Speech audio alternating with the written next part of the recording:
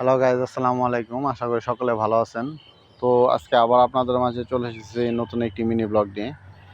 তো আজকের এই মিনি ব্লগে আমি আপনাদেরকে দেখানোর চেষ্টা করব আমার বাগানে কি পরিমাণে ফুলের গাছ রয়েছে এবং এই ফুলের গাছগুলো আমরা কিভাবে বিক্রয় করে থাকি এবং কিভাবে আপনারা চাইলে আমার বাগান থেকে এই ফুলের গাছগুলো আপনারা ক্রয় করবেন, এ সম্পর্কে বিস্তারিত আলোচনা করব আমার এই ছোট্ট ব্লগটিতে। তো বন্ধুরা, যারা আমার চ্যানেলটিকে এখনও সাবস্ক্রাইব করেনি তারা কিন্তু অবশ্যই আমার চ্যানেলটিকে সাবস্ক্রাইব করে রাখবেন।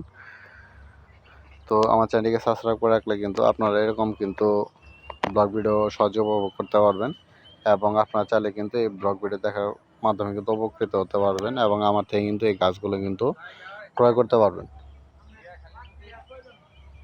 তো বন্ধুরা, সম্পূর্ণ ব্লগ ভিডিওটি দেখুন, ভিডিওটি স্কিপ না করে, তাহলে কিন্তু অনেক অনেক ভালো লাগবে আপনাদের এবং অনেক কিছু আপনারা দেখতে পারবেন এবং আপনারা চাইলে কিন্তু এরকম সুন্দর একটি বাগানও তৈরি করতে পারবেন। তো বন্ধুরা, এই যে দেখতে পাচ্ছেন আমার এটি কিন্তু ছোটোখাটো একটি ফুলের বাগান।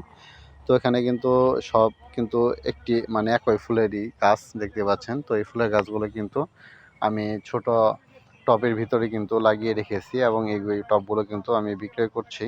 তো প্রতি গাছ প্রতি কিন্তু আমি পার পিস গাছ কিন্তু 100 টাকা করে নিচ্ছি।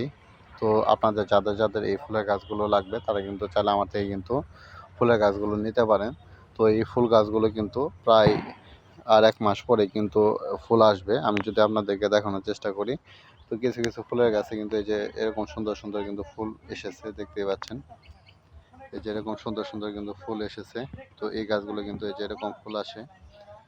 তো আপনারা চাইলে কিন্তু এই গাছগুলো আমার থেকে নিতে পারেন এবং প্রত্যেকটা গাছের কিন্তু এগুলো লাউ গাছের মতো কিন্তু উপরে উঠে আসে, যে দেখতে পাচ্ছেন ডগা রয়েছে।